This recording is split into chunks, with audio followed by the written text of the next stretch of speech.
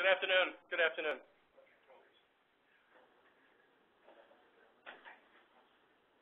On behalf of the NITRD program, both for the Big Data Senior Steering Group as well as for the FASTER group, the activity that basically is responsible for the areas of coordination and tech transfer between the operational side of federal information technology as well as for the research side.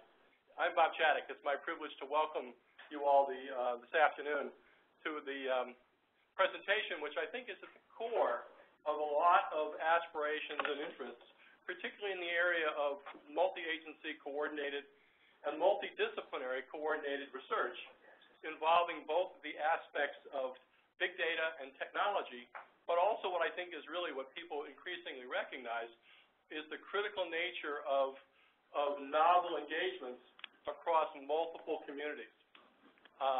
The aspect of looking at, the novel opportunities for engagement with stakeholder communities.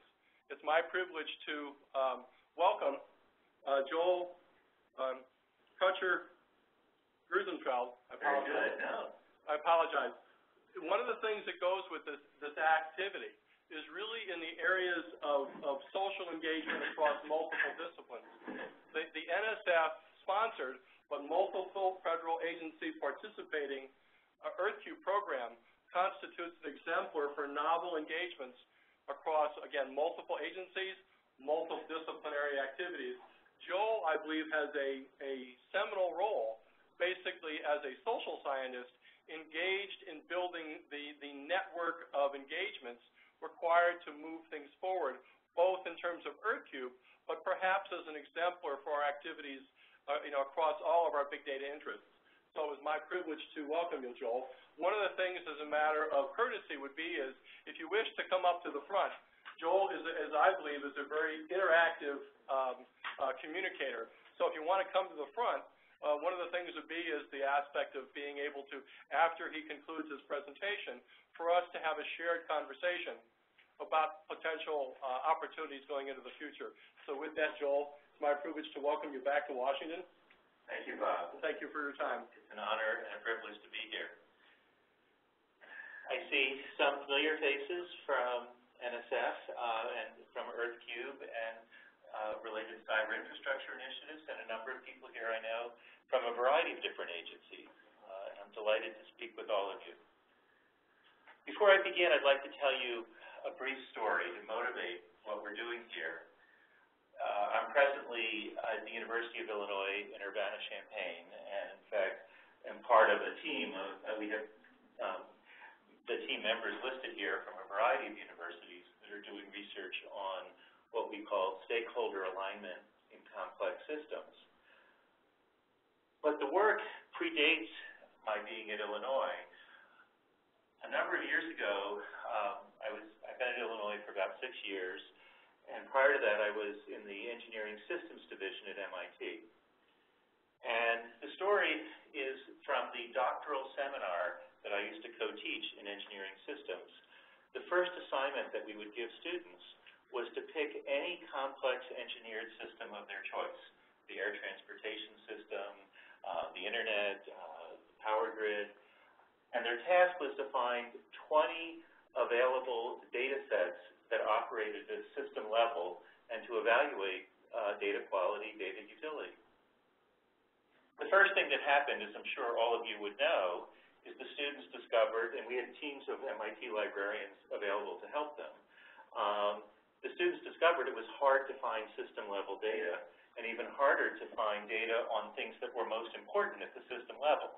We do a good job of counting things that are easy to count, like on-time flight departures, but not necessarily the capacity to go from ground-based to satellite-based air transportation guidance. The second thing, and this is what motivates the talk, is that in presentation after presentation, as a social scientist, what became clear to me is that in every one of our societal infrastructure systems, the institutions, the social systems, were not well matched to the needs or requirements of the technical systems. In fact, the technical systems were changing at an accelerating pace, and the social systems weren't keeping pace. And that's really what started the research on stakeholder alignment in complex systems, understanding how the stakeholders in these systems get sufficiently aligned to create the institutional capacity to function. So that's the back history of how research in this area began. To sort of really set the stage, I have a quote. By the way, some of you who have seen some of my earlier presentations will see some things that you've seen before. I have some new things here, so it's not all the same presentation from my last EarthCube presentation. But I would like to begin with Eric Trist, one of the founders in the 60s and 70s of what was called the socio-technical systems movement. And as early as 1969, he was seeing that we were moving to a post-industrial society. He cautions that there's no guarantee of our safe arrival, and that it's a world in which the interdependencies are greater and differently structured, such that he called for a new mobilization of the sciences. This is just one piece of that story. But really, it's the shared journey that we're all on for science with grand challenge science as well as normal science to be aligned with the needs of society. Further to set the stage, this is just a visual map of some of the global big data initiatives relevant to the geosciences. And of course, you're on here, many of you. And what I want to emphasize is that each one of these initiatives represents an attempt to build the data capacity to enable Earth system science to tackle these grand challenge issues of global climate change, of weather prediction, and other major problems and challenges, as well as the normal science that happens across all the different fields and disciplines of the geosciences. And each one has social systems attached to it that I would argue are in effect on the table for this discussion and that need to be aligned to match the needs of the technical systems. What does that mean? At a very, very high level, social systems, institutional arrangements, not just in the geosciences, we're in big data, but we're focusing on that, really, I would argue, have two basic functional requirements. Your systems ought to be able to enable the creation of value and mitigate harm.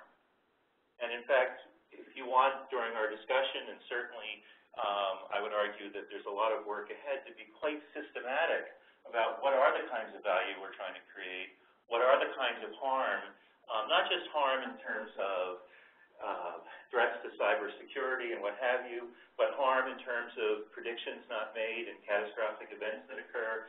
You know, how do we think systematically about the role of data in both creating value and mitigating harm?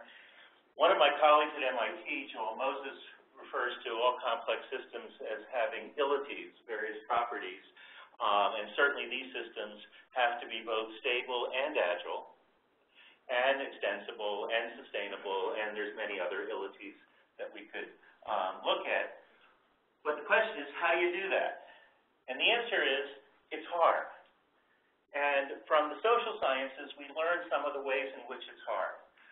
First of all, there are, as I'm sure all of you know, in any of these institutional systems, many what we call tragedies of the commons, cases where we're depending on people to make voluntary effort to contribute to the whole, but in fact people pursue narrow self-interest, and the commons, however defined, isn't fully populated. Dark data sits unloaded.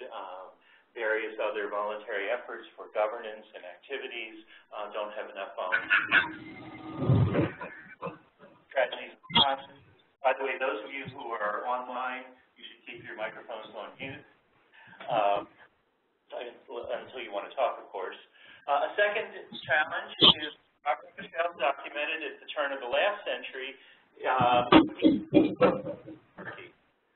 And basically, he argued that whatever a political party or institution is set up to do, it eventually becomes focused on ensuring its own survival, not necessarily its inherent mission, This was the iron law of oligarchy. So again, we're setting up all of these data initiatives. Do they continue to stay true to their mission, or do they inevitably make sure that, first of all, they ensure their survival? Manker-Olson pointed to the logic of collective action, the challenge of getting people to pursue the common interest when narrow self-interest occurs, and he points out that you have an infinite succession of incentives that you try to get in line that never quite do it, and so there are incentive issues. There are tyrannies of the majority, tyrannies of the minority that happen in any of these social systems, and there's accelerating rates of technological change. These are just some of the challenges that make it difficult to get the social system right. And in fact, I'd like to just take a minute with the idea of accelerating technological change. When we did a workshop for early career scientists interested in EarthCube, and I'll say more about that in a few minutes, Steve Diggs from the Scripps Oceanographic Institution was part of that, and he was talking about some of the big data initiatives that fell short of their potential.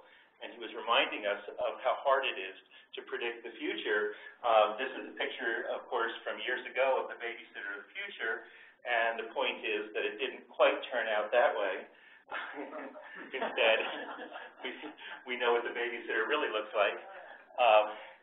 And so you do have to kind of be open to technology challenging your inherited assumptions. So what do we mean by aligning stakeholders in complex systems? Let's begin with the definition.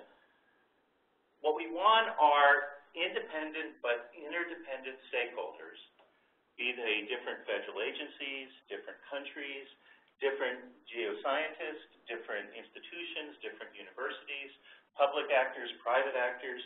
We want interdependent stakeholders to be able to orient and connect, to see each other and make the connections so as to advance both their separate and their shared interests. That's essentially the challenge. Just to make the challenge a little bit more complex, it happens on at least 4 dimensions. So this alignment, this orient and connection, involves behavioral connections. Are people talking to each other? Do they trust each other? Are they sharing information? It involves structural connections. Do the forums exist? Do the incentives point people in the right way? It involves strategic questions. Are the different parties pointed as, they don't all have to have the same strategic goals, but are there parts of their goals that are antithetical to each other? Is there strategic alignment or misalignment? And finally, culture. We know that structure shapes behavior, but we also know as an industry, they say, culture eats strategy for breakfast. And that so each of these different parties has different deep cultures. I know when we were doing some early strategic alignment work on air transportation, we had the FAA, the EPA looking at the effect of aircraft noise and emissions on the environment, and NASA and DOD. Each of these federal agencies has wildly different cultures. EPA is more regulatory in its orientation. The FAA is more of a partner with industry. And so those cultural alignments and misalignments are part of the story as well. I don't know if you can read this. The type is a little small, but I did try to articulate some first principles and some corollaries that sort of help us to take on the challenge of those deep threats to alignment that I was highlighting earlier.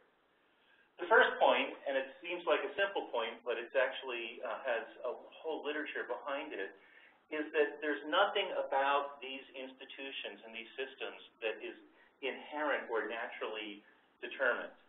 That these are socially constructed arrangements, and they're created by people and can be changed by people. And as I said earlier, the function or the purpose of these arrangements is to both create value and mitigate harm. These are composed of stakeholders operating in a context. And here's the new thoughts. The first is that you can conceptualize big data, EarthCube, any of these different initiatives as a matrix with stakeholders on one side and interest on the other. In most of the systems we've studied, and we've now studied about 8 or 9 systems from this perspective, there are anywhere between 10 and 20 or 30 types of stakeholders at play, and there can be many more. And there are typically around 40 or 50 interests that are on the table at any given time in a complex system. And of course, there are many more that are possible. If you conceptualize it that way, you can imagine that every stakeholder has a vector of interest, a set of views on each issue, positive or negative, and every interest has a vector of stakeholders. And in effect, we can operationalize this concept of alignment by saying, how much are the folks aligned on a given vector around a given issue? Now, there's other points to say, but what you're going to see in this presentation is some EarthCube data that we're looking at through this lens, and that's where we're about to go. But I do want to make a few points, which is that in order to be successful in addressing the social system issues, that's the challenge. Can you visually represent the interest of the stakeholders in a system? Can you develop analytics to understand that more deeply? And can you identify the areas for constructive engagement? Other corollaries are, in any of these complex systems, because it's a system and not a single entity or organization, there is no one hierarchy of one entity or person being in charge. So leadership happens through influence more than authority.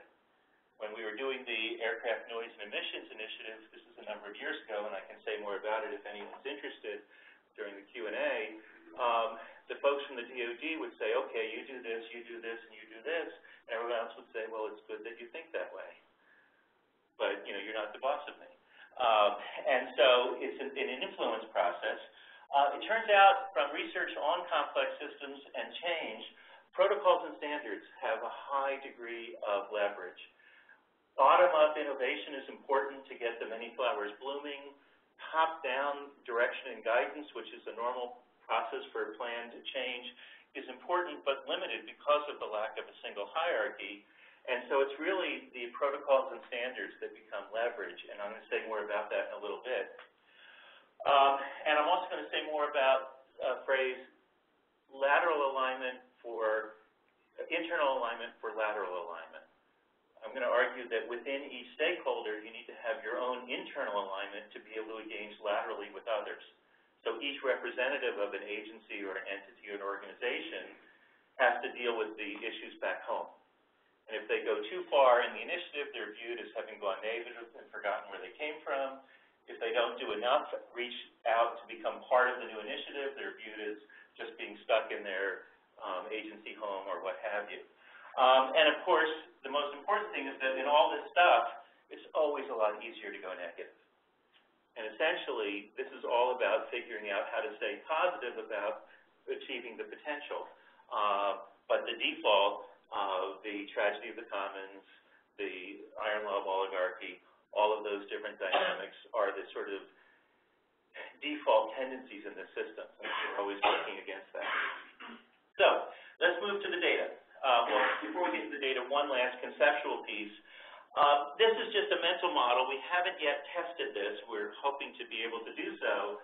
But you can imagine that stakes in a given complex system can be high or low, and the clarity or vision of the interest can be high or low. And into this context, let's take some geoscience data initiatives. There are a whole ton of very well-established initiatives that I would argue are dealing with a number of high-stakes issues, but they're scattered. They have discrete bundles of stakeholders who are aligned. Something like NCAR probably could go in every cell of this diagram for parts of what it does. But right now, the landscape is littered with a lot of important high-stakes initiatives that are sort of connected only in scattered ways. The current EarthCube initiatives aren't yet high stakes in the sense that people aren't yet depending on EarthCube to accomplish tasks, although they will be in the relatively near future. So it's more of a superficial kind of alignment. There are some initiatives. I put a few here. iPlant, for example, would have been over on the scattered category, except when genomic research required high-performance computing. Suddenly, the work of iPlant required a much higher degree of effort on the part of all the parties, and so it sort of moves over into a very targeted selective area of alignment. I would argue that the current systems for TCP/IP and other internet protocols would be in this robust category, where you have many stakeholders meeting in established forums with well-developed incentives and producing standards and protocols that enable, massive amounts of users to operate in effective ways. But there's sort of a journey to getting to the point where you have that clear vision of interest and you can be aligned to solve important problems. So, let's move to EarthCube. In 2009, the Geoscience Directorate constructed a vision in which they said, over the next decade, the community will be developing a framework to understand and predict the responses of the Earth as a system. Essentially, in order to do this work, a mechanism was needed that would take data across fields and disciplines, software, tools, models, and support the kind of grand challenge Earth system science thinking that was at that point emerging and crystallizing. We were understanding that the Earth was in fact a system of repositories for carbon that moved from the air to the water to the land in cycles of various kinds. And as someone said at one of the workshops that we did, the lava doesn't care whether it's encountering air or water, but we divide our fields and disciplines into categories and treat it as a separate set of events. For the survey, we identified approximately 18 different types of stakeholders, a set of different fields and disciplines, and I will tell you that we spent quite a bit of time, 3 or 4 meetings, coming up with this list of about 10 or 12 different geoscience fields and disciplines. It could easily have been twice as long, or even longer. In fact, I'll show you some evidence of how big it could be in a minute, as well as other areas of Cyberinfrastructure and other stakeholder roles that were relevant to identify. And we identified about over 50 questions on different interests that were at stake in this system. The data I'm presenting are from 809 respondents. We've actually still getting responses from the survey, so these numbers will be increasing. But what I'll be reporting will be numbers that are from the various data centers in which we pushed the survey out, and we had about 599 respondents. And think of these as sort of the more typical cyber or geo folks unconnected to the data initiatives. We have a set of respondents who answered the survey from the EarthCube website. They still vary in their degree of engagement with EarthCube, but they at least had awareness. And we have some respondents, you'll see the early career respondents. These are people with 5 or less years of experience in the field. Then the tectonics and the Earth scope workshops, 2 of the early workshops that were conducted. Just to say a word or two about this, the early career workshop was the first to come after the second charrette, this big gathering for EarthCube, and it emerged out of the sense that we had a number of very senior people volunteering and engaging and working with the charrette and with these various community groups and road mapping exercises. But were we designing something for the next generation? Because this is a 10-year initiative, and we asked 42 NSF program officers to each nominate 2 or 3 young career scientists, and then we invited all 150 folks, plus there were about 18 folks that had been involved in EarthCube who were early career. About 72 came, and so some of the data you'll see will be from that workshop. Yes? Does that mean 5 years into a tenure acquisition? So the survey says how many years of experience, including graduate study. So 5 years could be still in graduate school. It could be a postdoc. Depending on how they responded, it could even be early into a tenure track. At the early career workshop, we had people who were 2, 3, 4 years into a tenure track career, so they would have come out in the 5 to 10 year range according to, this breakdown. But I just did the cutoff at under 5 years for these purposes. And what also emerged, and you'll see some data on this later, is that for EarthCube not to be a case of build it and they'll come, but they don't come, there was a desire to have the voice of the customer show up. In fact, our data even helped to highlight the importance of that. And so there's been a series of domain workshops. There have been, I think, 5 or 6 that have been held, and there's at least 10 more coming. And I just want to put a big vote of appreciation for how important this is in this data initiative. Having these different fields and disciplines, each gathering for 1 or 2 days to talk about data, data needs, and really make that voice of the customer clear across these different stakeholder groups. So you get a taste of that. And this is just some breakdown in terms of the years of experience represented in the group and other categories, just to give you a sense of who these people are. And that breakdown, male-female, of about 1/4, 3/4, tends to be characteristic of some of the workshops. We were pleased in the early career workshop that it was about 60/40, so it shows hope for the future. And broadly speaking, this is how the respondents break down across the major earth science and geoscience fields and disciplines.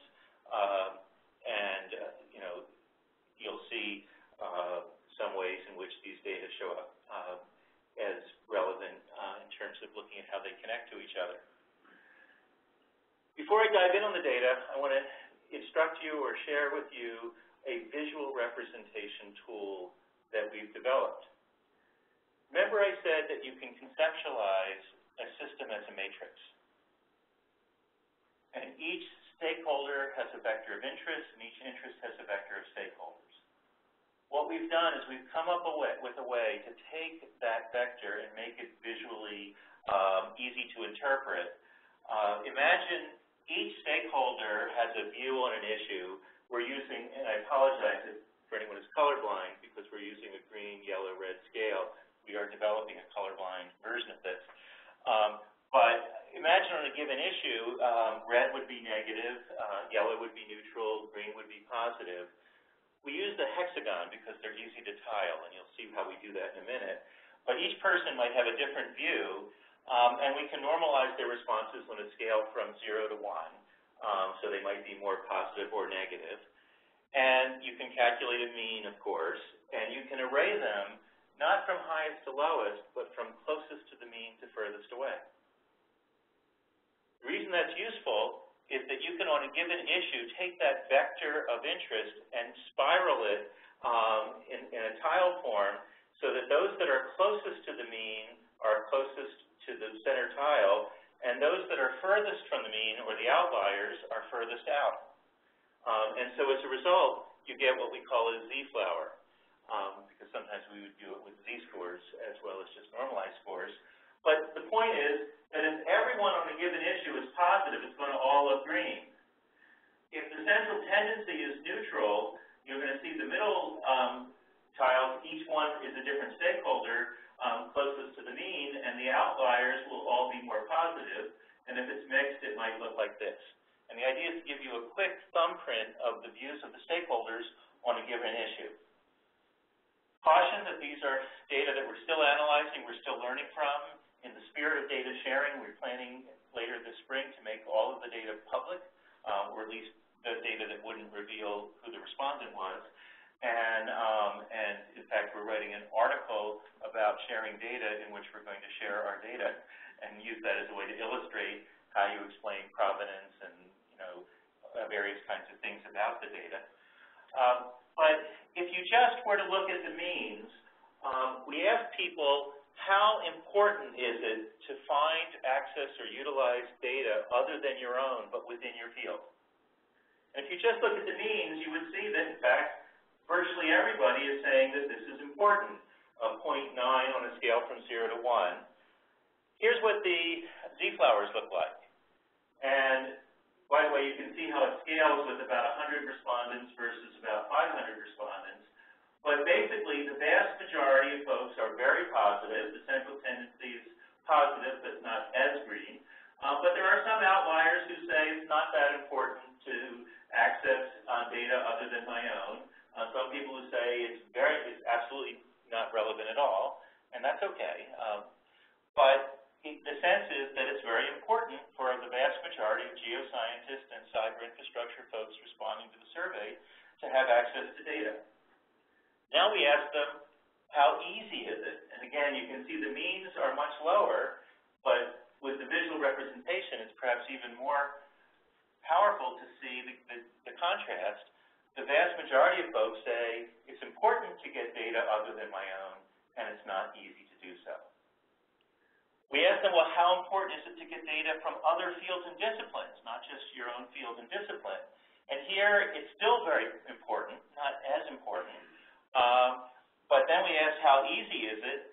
And you can see that, in fact, it's even harder. And so that alone, just those data alone, is sort of the proof case for EarthCube. It's important to do, and it's hard to do. We need help. We're starting to do some analytics with the data, and this is just a baby step in that direction. But you can take all of the different fields and disciplines, and you can calculate the orange bars here is the gap between how easy is it and how important is it.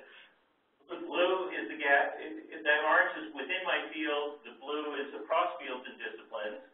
And you can see that, for example, the gap between ease and importance is highest for hydrologists and critical zone scientists and for computer scientists. For all the fields and disciplines, though, it's remarkably similar. So in all cases, people are saying it's important to get data other than my own, and it's hard to do, but we can see where the pinch points are greatest. And in fact, you can even calculate what's called the coefficient of variation by dividing the standard deviation by the mean, which lets you see where there's both the biggest gap and the least variance. So people are more aligned around this gap. And in fact, it's the hydrologists, the critical zone scientists, the geographers, and the computer scientists that would be highlighted as the areas with their sort of highest potential in terms of being hungry for EarthCube. And, you know, like the critical zone scientists, there are only 5 critical zone observatories. They're relatively new. This is an area where it is an interdisciplinary set of issues. It's not surprising that that would show up, for example, as an area where there's a big gap. But the point is, we're trying to sort of see where the opportunities are in a more analytic way. I had said that it was hard to come up with 8 or 9 or 10 stakeholder categories for fields and disciplines. We have over 800 responses. We have almost 800 responses when we ask people, what's your specific area of expertise that look like this? And so the truth is, when you try to figure out how do you specify their stakeholders properly for whatever your data initiative is, when you ask people their specific narrow area of interest, they can get very precise. And there's a challenge, it's an art as well as a science, of figuring out how to aggregate that in meaningful categories. We ask people how adequate are the current suite of tools and software, and the answer is not so much. Again, support for investments to be made in the supporting suite of tools to do visualization analysis and so on. We ask people, to what degree do we see cooperation and sharing among the geoscientists with data? And the answer, the means of 0.5, 0.39, 0.56, and you can see. But what I want to highlight is that some of the folks in each of these cases are saying there is cooperation and sharing of data. Those are, in change management, what we call bright spots, cases where good things are happening, where you want to go deeper. Okay, what's going on in those cases? We know that the majority of people say there's not so much cooperation, so there's also deeper cultural questions about, well, how do we overcome those barriers and what's involved in them? When we were doing, some of you have heard me say this, when we were doing the early career workshop, I was showing these data, and one of the participants, you know, she put up her hand and said, it was like an AA meeting, she said, I just realized I am a data hoarder. But she went on to say, I'm 3 years into the journey to tenure. When I finish a project, I'm ready to move on to the next. Why should I take a month or longer to clean and organize my data to share with others as compared to moving on to the next project. And it really started a whole discussion about rewards and incentives, about, can you attach a DOI to the data, as some people are beginning to do, so you can do the equivalent of a citation count when others reuse your data, that you get credit for that. To really think about how the whole system for tenure and promotion as one part of the social infrastructure takes into account something like data sharing. To think about how consistently or inconsistently program officers in the NSF insist on people following the commitments on data sharing at the end of their grant, and all of the things involved when you submit data to journals with your articles, but it sits in some file somewhere not really usable in a meaningful way. We had the physical science editor of Science come to our workshop, who talked about the vast amounts of data that gets submitted, and estimated that less than 5% of it is really in a reusable form, even though they're sitting on all of this data that goes with the submissions. We asked, by the way, folks, what are the barriers to your sharing data? This is a top 10 list of sort of categories organizing the qualitative responses. Let me pause for a second and just ask a question. When you look at that list, what do you notice? What strikes you as interesting, either on the social or the technical side? Yeah? No one's asking for it. So that's there's not a pull, a demand. That's huge. What else? Yeah, that's a pure technical issue that it's complicated because some of the sensor data, it's terabytes of data, but it's also a solvable problem. Yeah, that gets right back to this issue of, DOIs, of credit for sharing, all of those social system issues that are part of it, build it and they don't come, but then they don't come. Yeah. Yeah. There are issues. Can you build into your budget the cost of taking the time to document data, to explain provenance, and do that? There's cost issues there. Absolutely. One of the things we know from social science, Kurt Lewin was famous for developing what he called field theory in social science, in which any change can be thought of as a force field of driving and restraining forces. And one of his key points is that if you push harder on the drivers, you don't necessarily get more change. You sometimes get resistance, you get other things. But if you lower the barriers, the drivers intrinsically will continue to move things forward. And so if you think of these as barriers, not as insoluble, but in fact, the more that you can reduce any of these barriers, the more you increase the likelihood of a big data initiative being successful. And so if you had to choose, rather than trying to motivate people even more with the inspirational mission, the insight is figure out what the barriers are and focus on lowering the barriers. You want to make a comment? Yeah. So from my perception, I used to do this, but now I do science administration, right? So I have to take it with a grain of salt. But after a while, it begins to feel like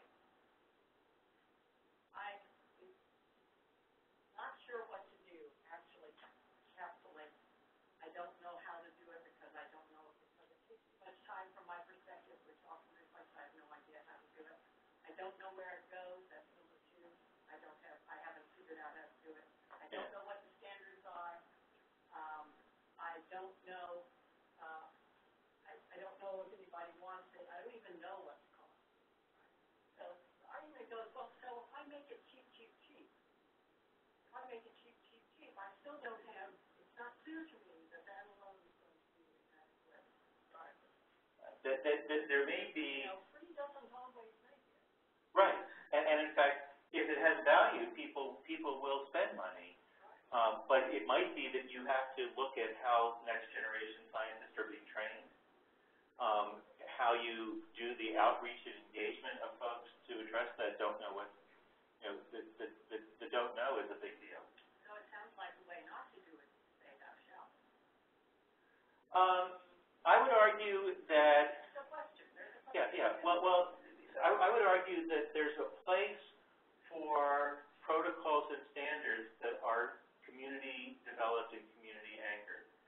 And that has a thou shalt property to it. If we establish a certain kind of standard, you do need to work to the standard.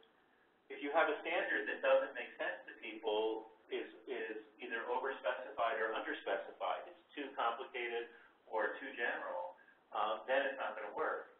But if you actually have a useful standard, having a thou shalt attached to it is what makes it work. Because it's community-driven and has demonstrable utility. Exactly.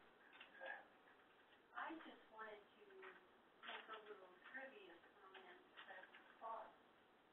Back in 1984, when NSF rented supercomputer time from Boeing, a Cray XMP cost $1,800 an hour dial-up.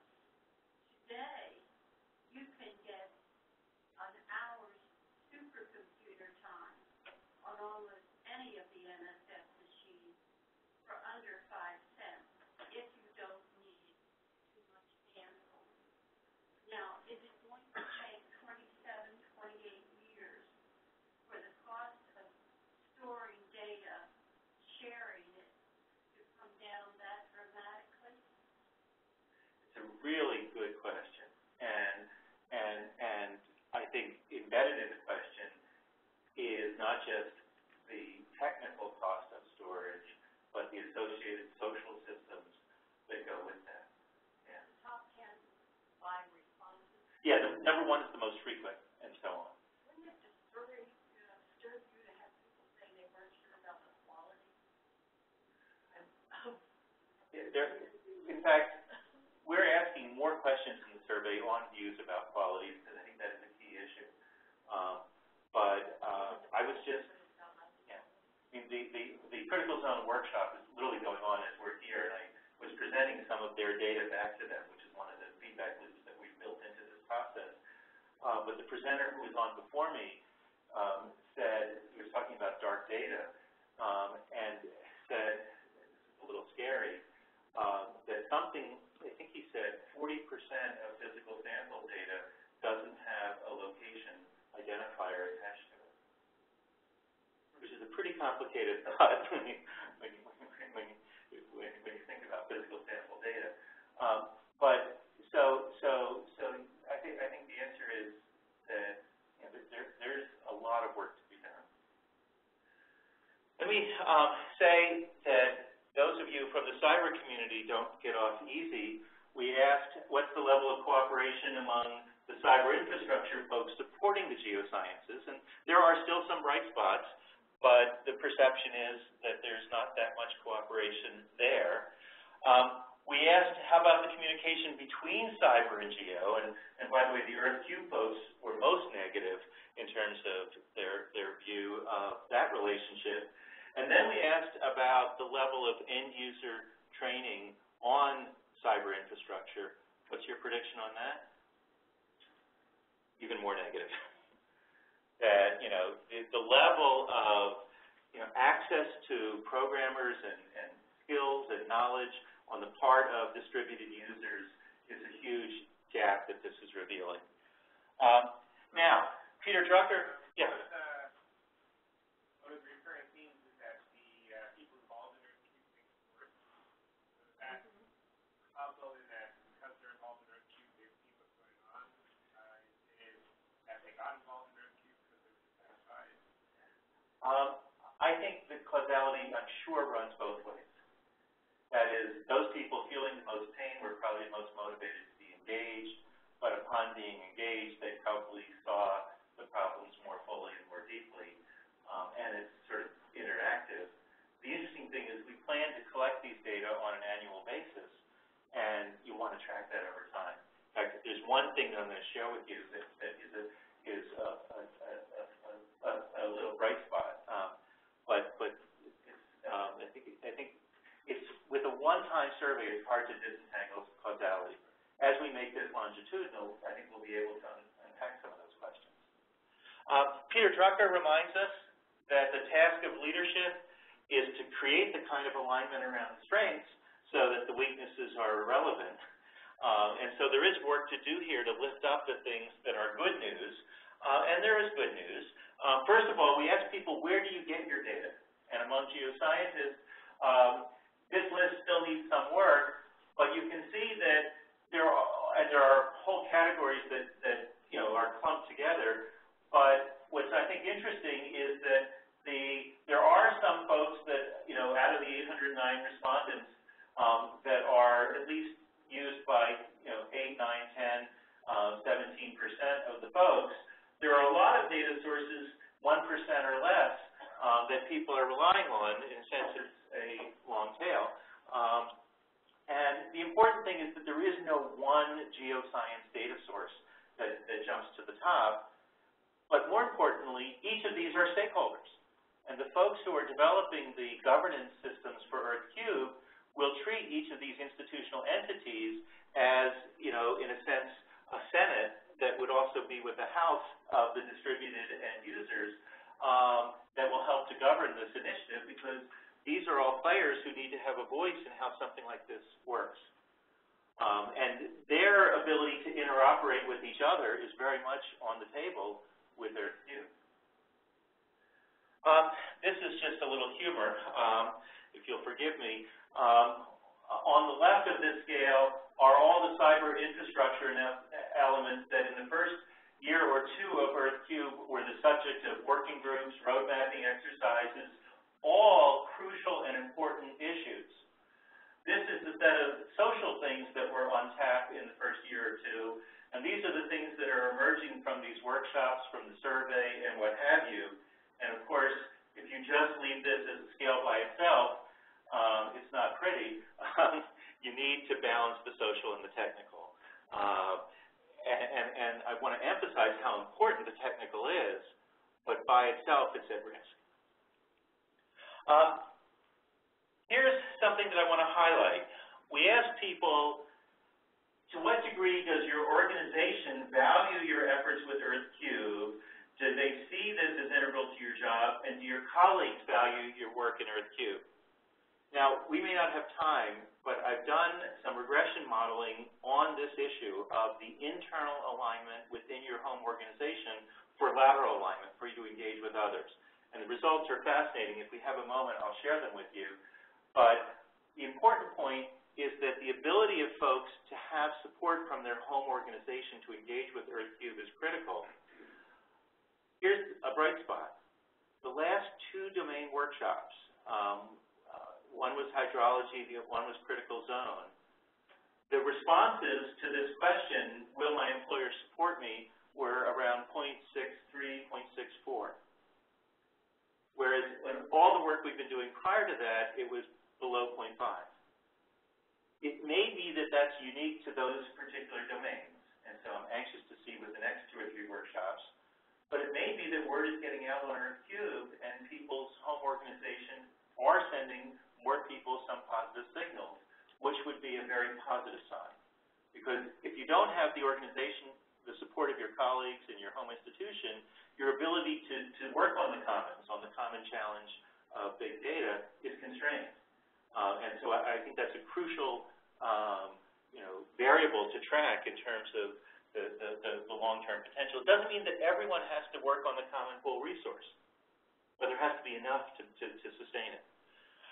We asked people, in 5 to 7 years, do you think EarthCube will help you with your research? And the answer is, people are cautiously optimistic. There's some that are saying very much no, and some that are saying very strongly yes. The others are sort of 0.5, 0.6, 0.7 on a scale from 0 to 0.1. This, again, is something to track. We're not going to have time to go into this in detail, but I want to highlight that there's a lot more in these data when they become publicly available. This is a scale in which on one side you see all the different fields and disciplines. On the other side you see this. We ask people, how frequently do you interact with people in your field and in others? And I just took those folks that answered daily, weekly, or monthly versus quarterly, annual, or never.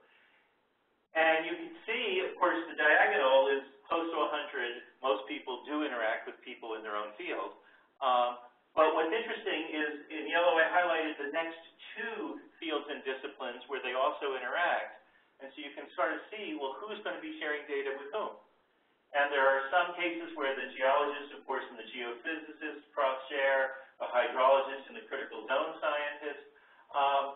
But really, what will be interesting is to now, as we're planning to look at actual citation counts for models and for articles to see where people are collaborating relative to where they say they're communicating, and to understand, how does the sharing of data play out across these fields and disciplines. As we wrap this up, I want to cite Elinor Ostrom.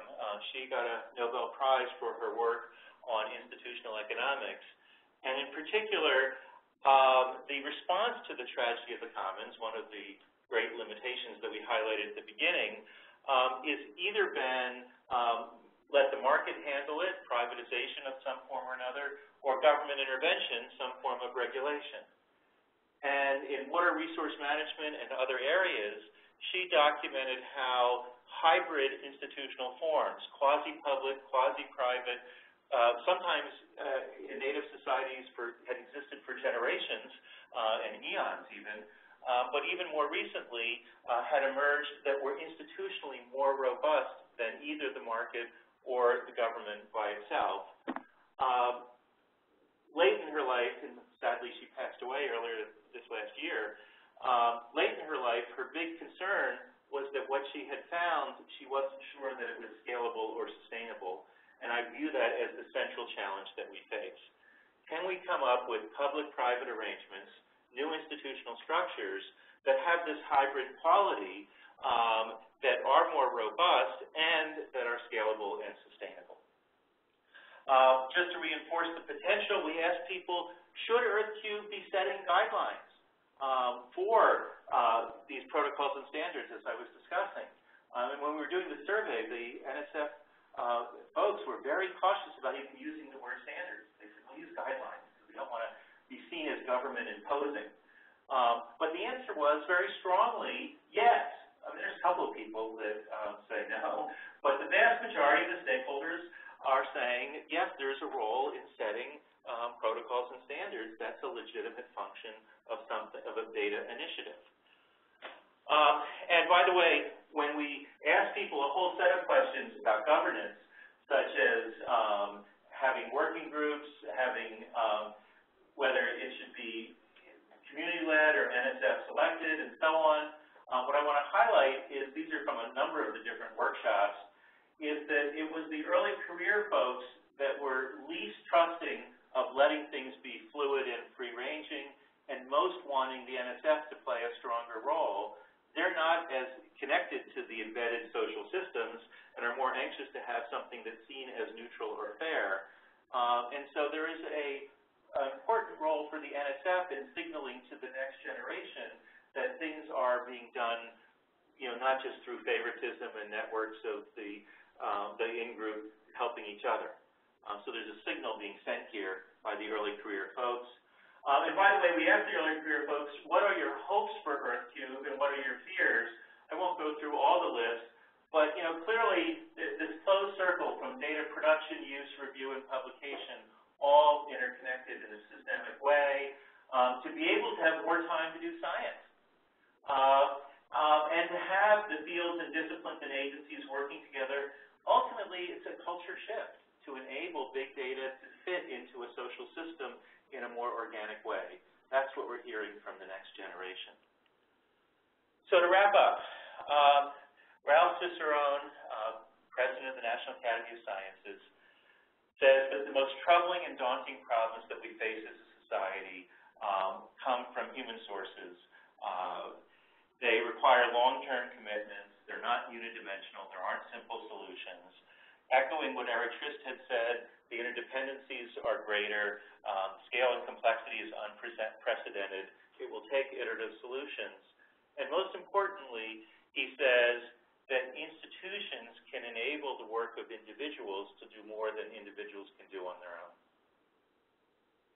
And so that's really the concluding thought that I'll share with you. I can show you these regression models if we have time, but the concluding thought whether it's EarthCube, it's big data, or any of the different data infrastructure initiatives, particularly those oriented around enabling grand challenge science and normal science, for any of these initiatives, there are profound, significant, important technical issues to be addressed, and they will be continuing issues because the pace of technological change is accelerating.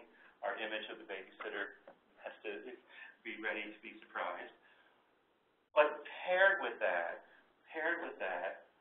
are equally important challenges of aligning our social systems in ways that are both stable, because we expect our institutions to provide us stability, and adaptable, because the field is changing, and sustainable and extensible in all the ways that we described. It's really taking the whole notion of an institution, something that we thought wouldn't change from generation to generation, and having it still fill that function, but changing within our lifetimes in order to both mitigate harm and create value. Thank you very much. Thank you. I fully understand if people are committed to other duties, but what I would ask, Joel, is basically, if you all are interested, you're welcome to stay, and if you wish to provide your additional data, but also to welcome a time for us to have our conversation, as I mentioned. So if you have questions, or if there are things that Joel presented that you wish to follow up on, we'd also welcome you all staying and asking questions. So thank you, Joel. Indeed, on behalf of everyone, thank you. Let me take any questions or comments first. Yes. Ask people online to join into the chat. Okay, there's a chat room over here. Have questions or comments online. It's not my time.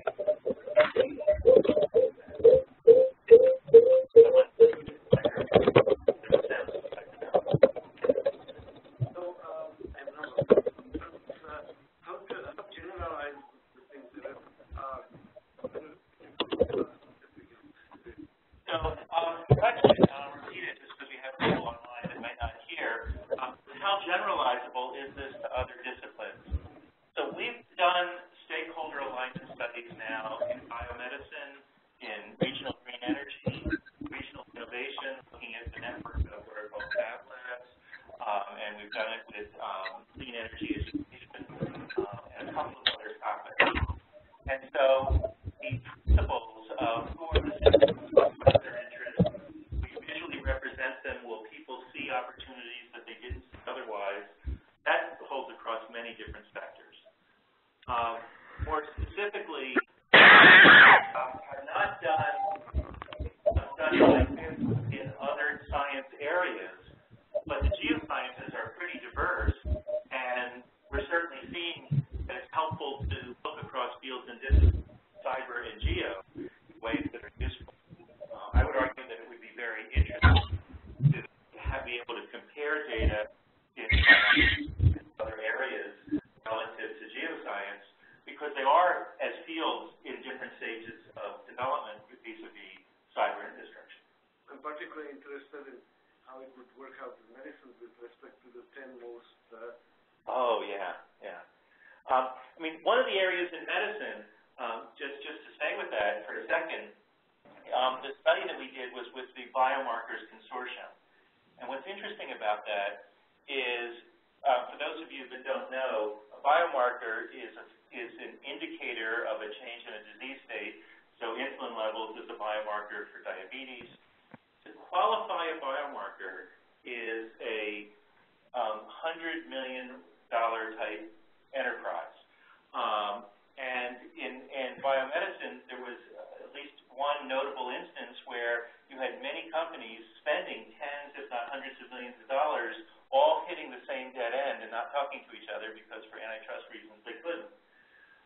So the Biomarkers Consortium is a pre-competitive public-private partnership in which big pharma, small biotech, universities, government labs, FDA can all come together on a pre-competitive basis and talk about the underlying science.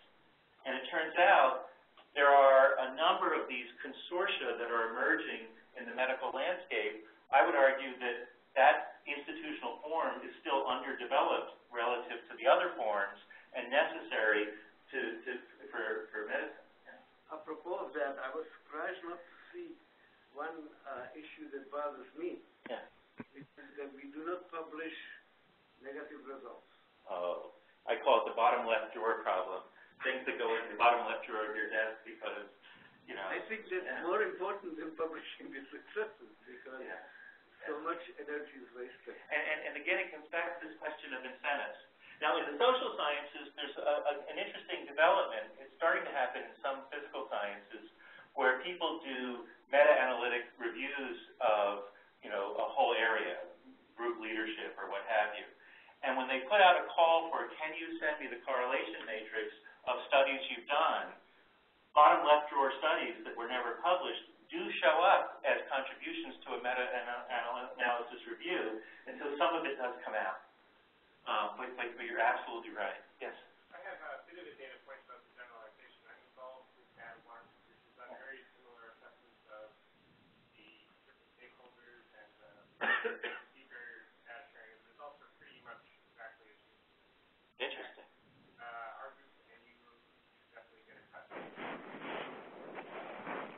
I would love to be able to triangulate on any number of these dimensions. You should build a matrix of the people who in this area. That's right. Well, there's some overlap between. It's earth sciences, so it's in some ways, yeah, there's quite a lot of overlap with each other. Yeah.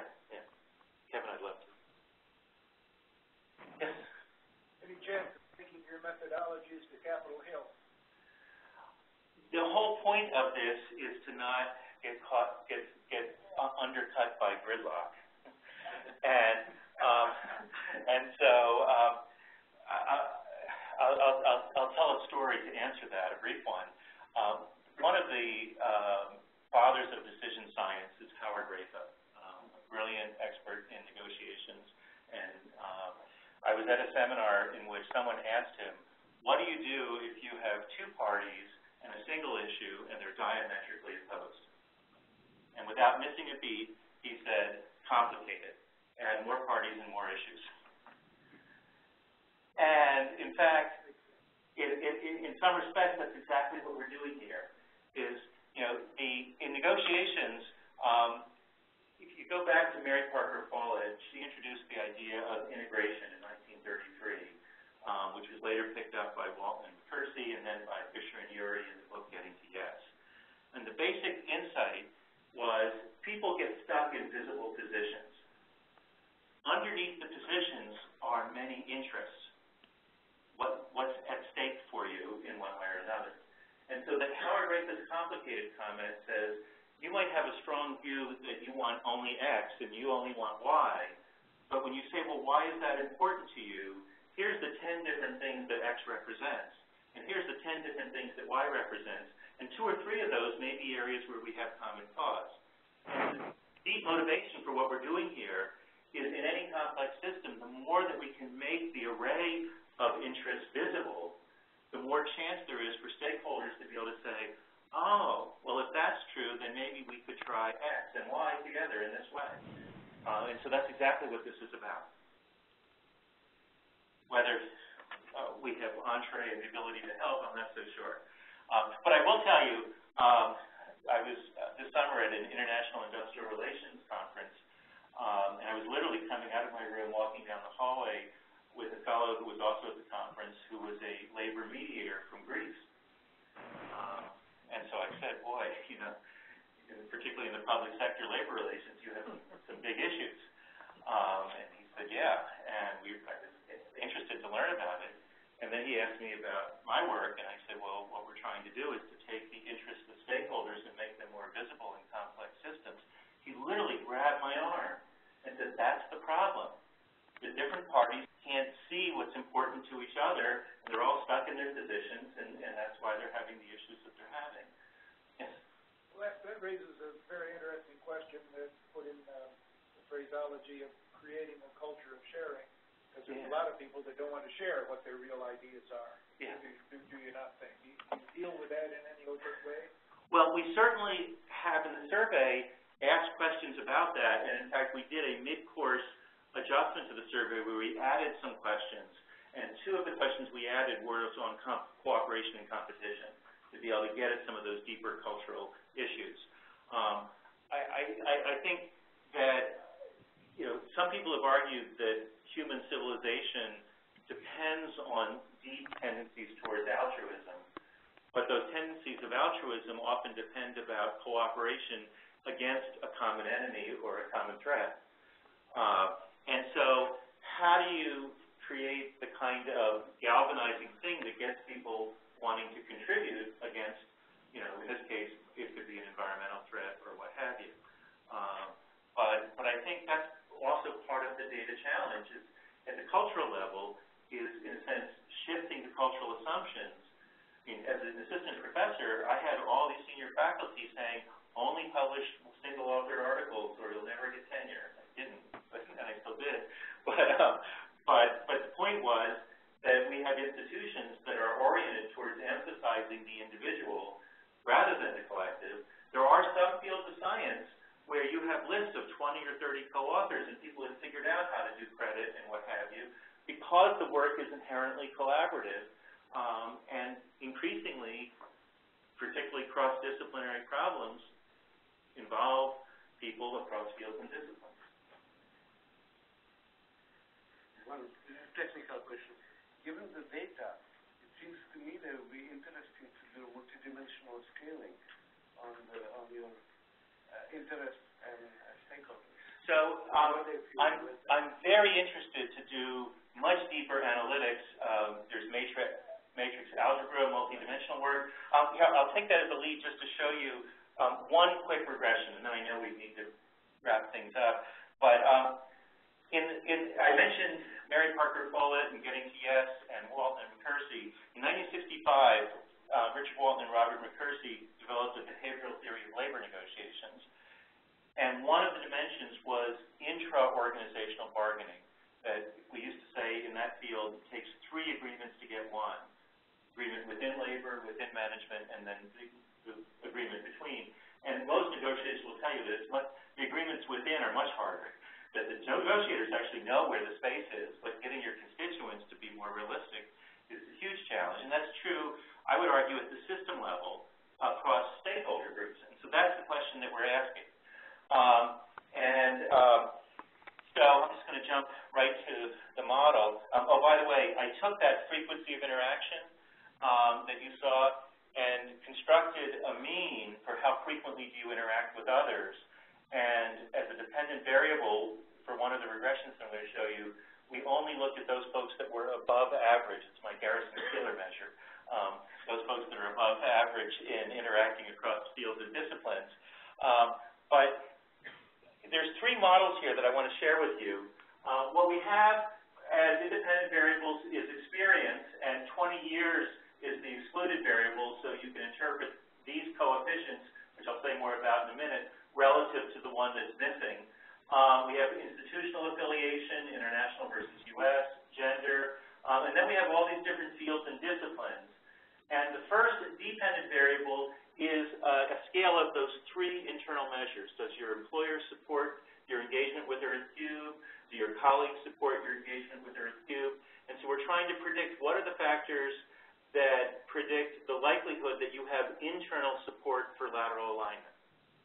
And what we see is that the early career folks are reporting internal support for engagement with EarthCube much more so than the experienced folks. So the experienced folks are not getting the signal, or the early career folks are strongly getting the signal that this is a useful thing to do. That's good news. When we ask among fields and disciplines, the excluded one are the Cyberinfrastructure folks.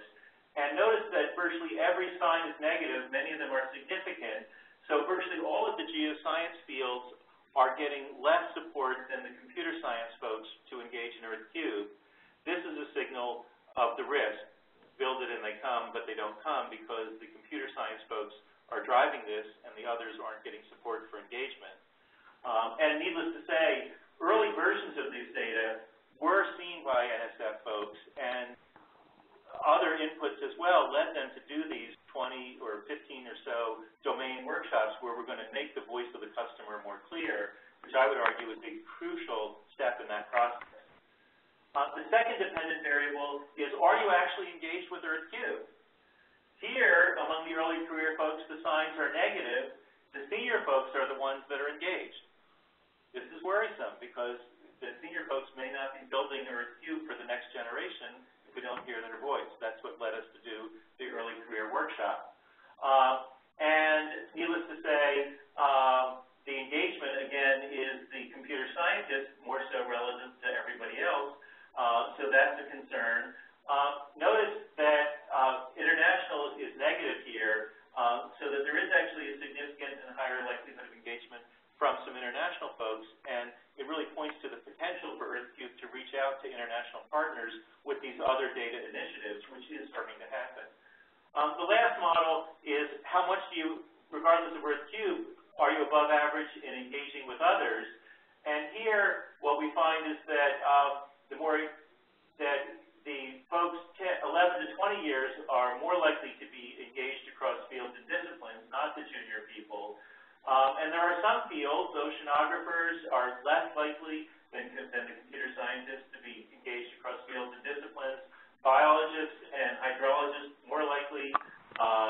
And importantly, over here, the internal alignment is a positive and significant predictor for engagement with EarthCube. So that interdependency comes through loud and clear. If you have support, you're going to be engaged. And if you're engaged, you're going to have support. There's causality that can go both ways, but it's clear that that's something to be paying attention to. It doesn't yet show up relative to just general engagement across fields and disciplines, but that's something that we'll be tracking. So again, when you talk about multidimensional work, this is just a baby step even in that direction, but it's important to begin to look at multivariate modeling and other kinds of analytics to understand, the potential for an initiative of this sort. Well, yes. Any thoughts about the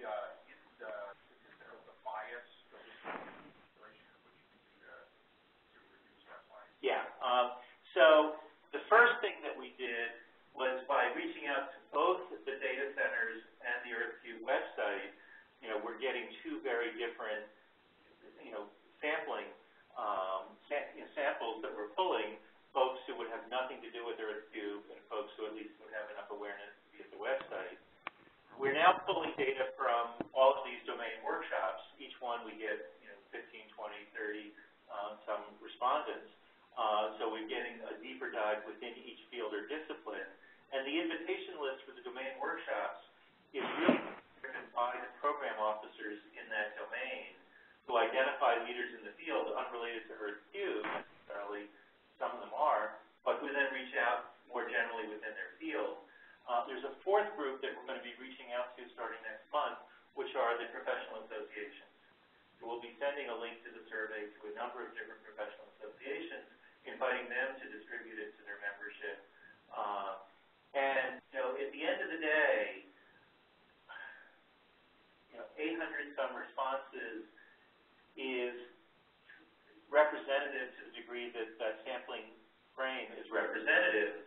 I think when we get the associations in as well, that will probably be about as good as we can get on the geoscience and Cyberinfrastructure side. From policymakers, from educators, there are still other stakeholders to whom we need to sort of bring their voices forward. But I would say that in terms of the generalizability question, the first challenge is, can you specify who the stakeholder categories are? The second challenge is, can you specify what the interests are, what are the right questions to ask? We've gotten a lot of feedback from people that even though it's a long survey, these are important questions. So we believe we're asking the right questions. The third challenge is, are you collecting data from an appropriately representative group of the stakeholders to make policy decisions and so on? I think we've made a good effort in that direction, but we still have work to do.